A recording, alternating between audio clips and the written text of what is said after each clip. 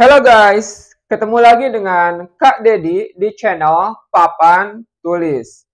Assalamualaikum warahmatullahi wabarakatuh. Gimana kabar kalian semua guys? Semoga sehat dan selalu diberikan kebahagiaan selamanya. Di video kali ini, Kak Dedi akan membahas materi tentang majas. Apa sih majas itu? Oke, sebelum Kak Dedi lebih lanjut menjelaskan tentang majas, Kak Dedi akan mengingatkan kalian. Mungkin kalian pernah atau sering mendengar kalimat-kalimat ini, guys. Ketika ada tuan rumah mempersilahkan tamunya untuk masuk. Silakan masuk ke dalam, Pak. Pernah nggak kalian dengar itu? Silakan masuk ke dalam, Pak. Itu adalah kalimat bermajas, guys. Atau ketika tuan rumah mempersilahkan tamunya untuk mencicipi hidangan. Maaf ya, yang bisa saya hidangkan ala kadarnya saja, seadanya saja. Padahal ketika dilihat, wah banyak banget hidangannya guys. Itu juga kalimat bermajas guys. Ketika ada sepasang kekasih, si laki-lakinya ini merayu pasangan perempuannya guys. Kalimatnya seperti ini. Kau cantik sekali, bagaikan bidadari. Itu juga kalimat bermajas guys. Jadi apa ya majas itu? Majas adalah suatu bentuk gaya bahasa yang digunakan untuk membuat kalimat menjadi lebih hidup, guys. Majas ini seringkali digunakan dalam percakapan keseharian. Seringkali juga digunakan di novel, cerpen, ataupun puisi, guys. Majas dibagi menjadi 4 kelompok. Ada majas perbandingan, majas pertentangan, majas sindiran, dan majas penegasan. Majas perbandingan. Majas perbandingan ini digunakan untuk membandingkan atau menyandingkan sesuatu dengan sesuatu yang lainnya. Ini ada beberapa majas yang termasuk ke kelompok perbandingan. Ada hiperbola, personifikasi, metafora, perumpamaan, metonimia, eufemisme, simbolik, dan sinekdok. Sinekdok dibagi dua guys. Ada pars pro toto dan ada totem pro parte. Oke, Kak Dedi jelaskan satu persatu disertai dengan contohnya secara singkat guys. Hiperbola, ingat hiperbola, ingat hiper. Majas yang menyatakan suatu hal secara berlebihan dengan cara meninggi-ninggikannya guys. Contoh, cita-citaku setinggi langit. Bukan berarti cita-citanya sama tingginya dengan langit guys. Ada di langit, bukan. Maksudnya cita-citanya sangat tinggi. Contoh lain, ketika aku mendengar berita duka itu, jantungku hampir copot. Nah, apakah jantungnya dari sini bergerak ke bawah? Kan enggak guys. Maksudnya, saya sangat kaget. Oke, ingat hiperbola, ingat hiper, atau ingat kata lebay. Menyatakan suatu hal secara berlebihan. Personifikasi, ingat kata person. Di bahasa Inggris ada kata person, artinya orang. Nah, makanya guys, personifikasi disebut juga sebagai majas penginsanan. Maksudnya apakah? Personifikasi adalah majas yang menyatakan sesuatu memiliki sifat atau perbuatan manusia. Jadi sifat atau perbuatan manusia digunakan untuk sesuatu atau untuk benda, guys. Contoh, pagi hari burung-burung sudah bernyanyi sangat merdu. Nah, yang bernyanyi kan biasanya tindakan manusia, guys. Tapi di kalimat barusan digunakan untuk burung. Oke, mungkin saking merdunya ya suaranya sehingga disebut burung-burung bernyanyi. Padahal mungkin lagi ngegosip tuh burung-burung. Oke, berikutnya metafora. Ingat metafora, ingat julukan.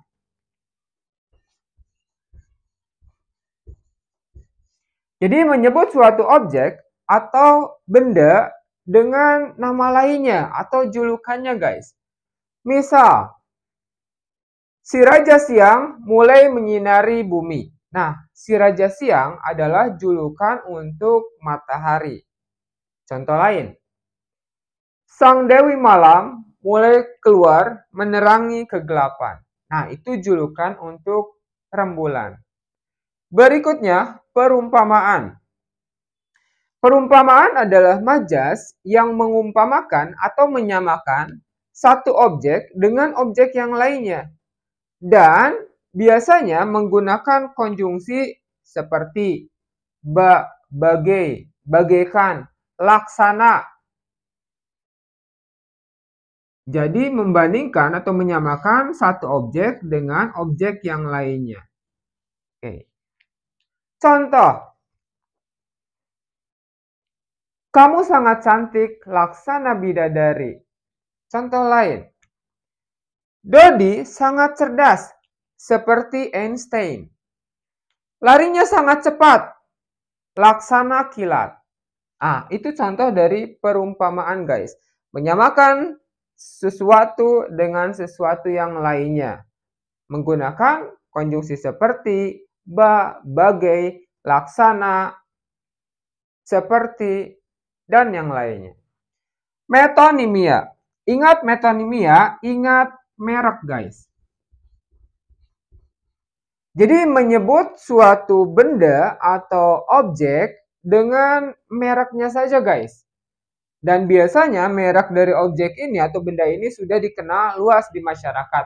Misal, saya membeli peralatan tulis di Gunung Agung. Gunung Agung, kok ada peralatan tulis di gunung ya? Nah, maksud Gunung Agung ini adalah toko peralatan tulis, guys. Bukan gunung yang seperti ini bentuknya, bukan. Contoh lain.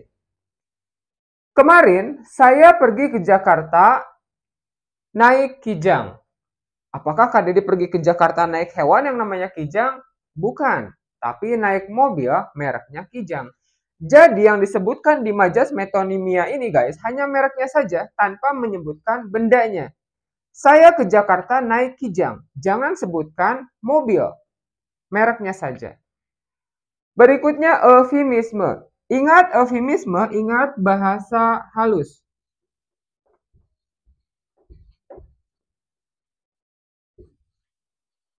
Oke, ada bahasa kasar, ada bahasa halus. Nah, di eufemisme ini kalimatnya menggunakan bahasa yang halus, yang dimungkinkan tidak akan menyakiti orangnya, guys. Contoh gini, tadi pagi saya melihat seorang tunawisma. Nah, alih-alih saya menyebut kata gelandangan, saya mengganti kata gelandangan dengan tunawisma. Itu kan bahasanya lebih halus dibandingkan gelandangan, guys. Contoh lagi, di beberapa persimpangan jalan ada beberapa pekerja seks komersial. Nah, alih-alih saya menyebut pelacur, saya memperhalus bahasa dengan menggunakan kata pekerja seks komersial. Nah, itu contoh dari eufemisme. Kalimat yang menggunakan bahasa yang halus. Berikutnya ada simbolik. Ingat simbolik, ingat kata simbol. Jadi menyimbolkan sesuatu hal. Kalau manusia mungkin perilakunya bisa disimbolkan. Simbolnya bisa menggunakan nama hewan, kemudian nama tumbuhan, atau sesuatu, guys. Contoh, hati-hati dengan orang tersebut, dia itu buaya darat. Nah, kelakuan orang tersebut disimbolkan dengan buaya darat, yaitu orang yang suka tidak setia, ganti-ganti pasangan, guys. Contoh yang lainnya, ilmu adalah jendela dunia. Nah, dengan ilmu kan kita bisa tahu segala hal tentang dunia, guys. Itu disimbolkan dengan jendela. Ketika kita melihat sesuatu dari rumah, kita buka jendela, tahu segalanya. Itu contoh dari majas simbolik. Berikutnya ada sinekdok, guys. Sinekdok ini bagi dua jenis, ada pars pro toto dan ada totem pro parte. Cara mengingatnya gini, guys. Pars pro toto. Di bahasa Inggris ada kata part. Oke, part artinya sebagian. Maksudnya, Majas yang menyatakan sesuatu secara sebagian, tapi yang dimaksud keseluruhan. Misal gini, ibuku membeli 3 ekor ayam. Nah, di kalimat tersebut ada kata ekor. Apakah yang dibeli ibuku hanya ekornya saja? Bagian kecil di belakang ayam, guys? Bukan itu maksudnya. Maksudnya ya ayam keseluruhan dari mulai kepala sampai kaki. Ada sayap, ada juga badannya, dan yang lainnya, guys. Tapi di kalimat pars pro toto yang disebutkan sebagian. Maksudnya keseluruhan. Ibuku membeli 3 ekor ayam. Maksudnya bukan ekornya saja, tapi seluruh bagian tubuh ayam. Contoh lain, guys. Saya belum pernah melihat batang hidungnya lagi. Apakah yang belum pernah saya lihat adalah ini, guys, hidung? Kan enggak. Secara keseluruhan tubuhnya. Maksudnya saya belum bertemu lagi. Gitu, guys. Itu contoh dari synecdoche pars pro toto. Menyebut sebagian yang dimaksud keseluruhan. Berikutnya yang kedua, totem pro parte. Ingat totem pro parte, ingat kata total. Total itu keseluruhan, guys. Jadi, majas yang menyebut sesuatu secara keseluruhan, tapi yang dimaksud adalah sebagian. Misal, guys, SMP 2 Bandung berhasil meraih juara pertama Olimpiade Fisika tingkat nasional. Oke, SMP 2 Bandung.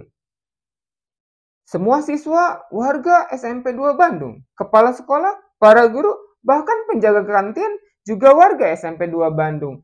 Apakah mereka memenangkan juara Olimpiade Fisika? Kan enggak. Yang dimaksud di kalimat ini adalah perwakilannya, guys, yang ikut Olimpiade Fisika tersebut. Tapi disebutkan secara keseluruhan. Yang dimaksud sebagian. Contoh yang lainnya, guys. Indonesia menjuarai AFF tahun kemarin. Indonesia menjuarai AFF tahun kemarin.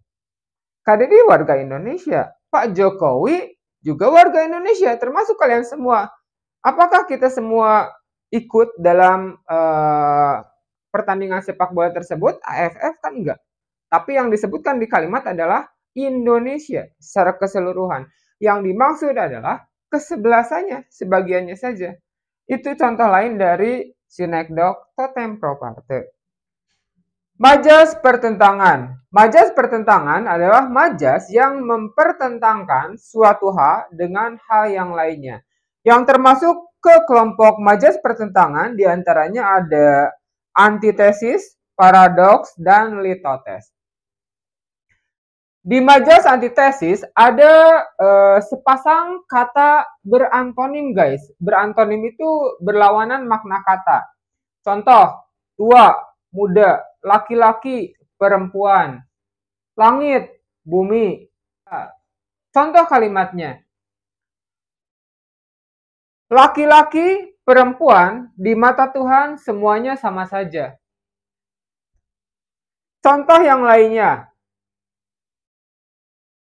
Tua muda, semuanya berdatangan ke rumahku untuk merayakan hari ulang tahunku. Itu contoh antitesis. Paradoks tidak jauh berbeda dengan antitesis, guys. Ini menyatakan kalimat yang menyatakan dua hal yang berantonim atau bertentangan. Tapi bedanya dengan antitesis, kalau antitesis itu sepasang langsung dipasangkan, guys. Kalau paradoks, kata yang berantonimnya itu tidak langsung dipasangkan, guys. Misal, Pak Andi sangat kaya tetapi miskin. Nah, apa maksudnya? Sangat kaya tetapi miskin. Pak Andi ini ceritanya, guys, harta bendanya melimpah, jadi kaya harta. Tapi miskin ilmu sehingga perilakunya buruk, guys. Pak Andi sangat kaya tetapi miskin. Contoh yang lainnya. Anita merasa kesepian hidup di keramaian kota Jakarta. Loh, kok kesepian? Kan ramai, harusnya senang dong. Maksud di kalimat ini guys, Anita ini ya meskipun hidup di kota Jakarta yang ramai, tapi dia hidup sendiri guys. Tidak ada sanak saudara yang menemaninya. Itu contoh dari paradoks. Terakhir ada litotes. Ingat litotes, ingat merendahkan diri.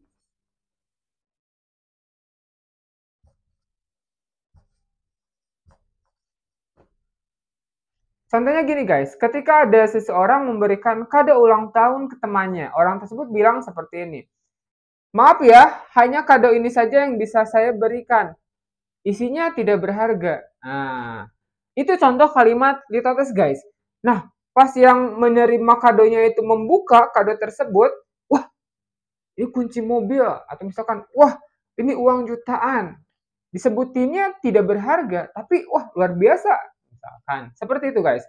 Contoh yang lainnya, ketika tuan rumah mempersilahkan tamunya untuk mencicipi hidangan. Nah, biasanya tuan rumah bilang seperti ini guys, merendahkan dirinya. Maaf ya, hanya ini saja yang bisa saya hidangkan. Padahal hidangannya di atas meja banyak banget guys, berbagai macam makanan.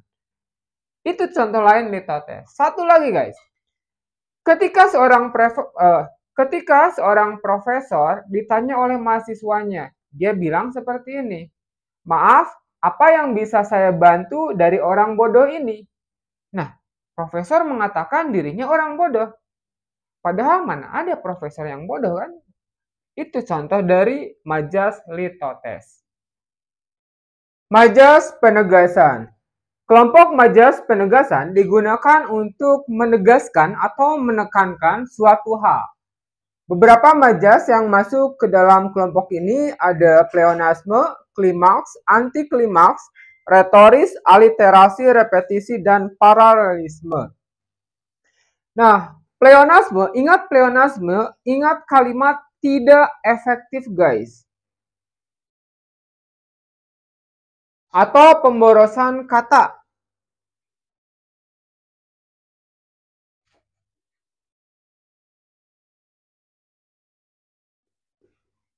Jadi dalam sebuah kalimat ada dua kata maknanya sama saja tapi dituliskan gitu. Tujuannya memberikan penegasan atau penekanan. Contoh majas pleonasme. Ketika ada seorang siswa duduk terlalu belakang, guru bilang seperti ini guys. Hey Andi, maju ke depan. Hey Andi, maju ke depan. Maju itu kan gerakannya ke depan guys. Di kalimat tersebut, kata ke depan diucapkan lagi. Padahal kan maknanya sama dengan maju. Contoh lain. Lihat, ada kucing naik ke atas pohon. Naik gerakannya ke atas. Di kalimat barusan disebutin lagi kata ke atasnya. Itu contoh dari pleonasme. Satu lagi contoh lain dari pleonasme guys. Nah, ini tuan rumah mempersilahkan tamu untuk masuk. Nah, dia bilang seperti ini. Silakan masuk ke dalam. Loh, masuk ke dalam. Masuk kan emang ke dalam guys, tapi kata ke dalamnya itu disebutin lagi. Itu pleonasme. Pemborosan kata. Berikutnya ada klimaks. Nah, klimaks adalah majas yang mengurutkan atau menyusun suatu urutan dari rendah ke tinggi atau dari kecil ke besar. Contoh, di Jakarta terdapat gubuk-gubuk, rumah-rumah mewah, sampai gedung-gedung pencakar langit. Nah, di kalimat barusan ada urutan guys. Gubuk, rumah mewah, gedung pencakar langit. Diurutkan dari bawah ke atas. Itu klimaks. Contoh lainnya. Semua orang, mulai dari anak-anak, remaja, sampai orang dewasa, semuanya berdatangan ke lapangan untuk merayakan Hari Kemerdekaan Indonesia. Antiklimaks. Antiklimaks ini kebalikan dari klimaks guys. Jadi mengurutkan suatu urutan atau susunan dari atas ke bawah. Atau dari tinggi ke rendah. Atau dari besar ke kecil. Contoh. Di kota Jakarta terdapat banyak gedung-gedung pencakar langit, rumah-rumah mewah, dan bahkan gubuk-gubuk di pinggir kali. Gedung pencakar langit, rumah mewah, gubuk. Oke. Itu contoh anti klimaks, guys. Berikutnya retoris. Retoris adalah majas dalam bentuk kalimat tanya yang tidak memerlukan jawaban, guys.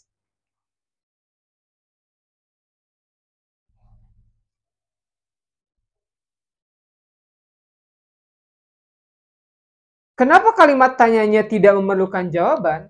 Karena semua orang udah tahu jawabannya itu. Jadi jawabannya pasti sama, guys. Contoh gini. Siapa yang tidak ingin hidup bahagia di dunia? Itu nggak usah dijawab, guys. Kalian nggak usah jawab, saya, nggak usah. Semua orang tahu jawabannya. Semua orang ingin hidup bahagia di dunia. Contoh yang lainnya. Orang harus belajar mulai dari lahir sampai sebelum meninggal. Karena bukankah dengan belajar kita akan menjadi pintar? Bukankah dengan belajar kita akan menjadi pintar? Nah, itu pertanyaan yang nggak usah dijawab, guys. Kenapa? Karena jawabannya ya pasti iya gitu. Nggak usah dijawab lagi. Semua orang tahu jawabannya.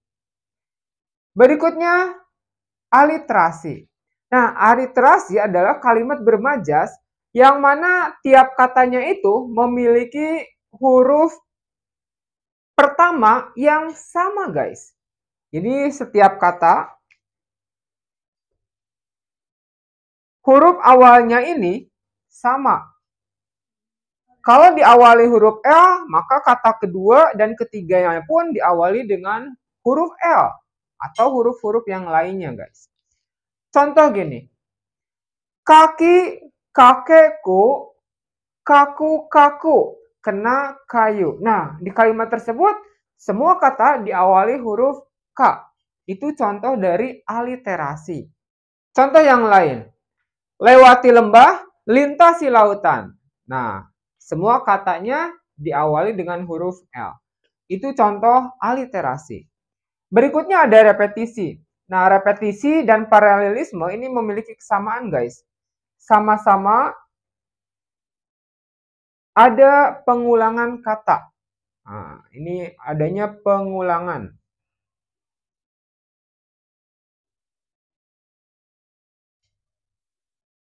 Bedanya, kalau repetisi, kata yang diulangnya itu dalam satu kalimat. Satu kalimat. Kalau paralelisme, kata yang diulangnya itu terdapat dalam beberapa kalimat atau lebih dari satu kalimat. Contoh repetisi. Awas, akan kutunggu kau sepulang sekolah. Awas. Nah, di kalimat tersebut ada kata yang diulang, yaitu kata awas. Memberikan penegasan kepada seseorang, mengancam. Contoh yang lainnya, nih ketika ada seseorang curhat, guys, karena baru saja diputusin sama pacarnya. Perempuan tersebut bilang seperti ini, kau yang memulai, kau juga yang mengakhiri. Ada kata yang sama yang diulang dalam satu kalimat, kata kau. Seolah-olah perempuan ini menyalahkan si laki-lakinya itu. Laki-lakinya dia yang nembak ya, yang jatuh cinta pertama kali, dan laki-laki itu pula yang memutuskan hubungannya. Oke, perempuan tersebut menegaskan kau, laki-laki tersebut yang bersalah. Paralelisme, pengulangan kata dalam beberapa kalimat. Contoh, kau yang selalu kunanti, kau yang selalu kurindu, kau yang selalu kuimpikan, kaulah yang selalu aku cintai. Nah, ada beberapa kalimat, guys, dan di beberapa kalimat tersebut ada kata yang diulang, yaitu kau. Nah, di sini si pembicara ingin menegaskan bahwa kau satu-satunya yang aku cintai, yang aku rindukan. Tidak ada yang lain lagi. Nah, itu contoh dari paralelisme. Majas sindiran. Majas sindiran ini digunakan untuk menyindir dengan tujuan untuk membuat orang tersebut malu atau membuat orang tersebut sakit hati. Yang termasuk ke dalam majas sindiran ada ironi, sinisme, dan sarkasme. Ingat ironi, ingat sindiran halus.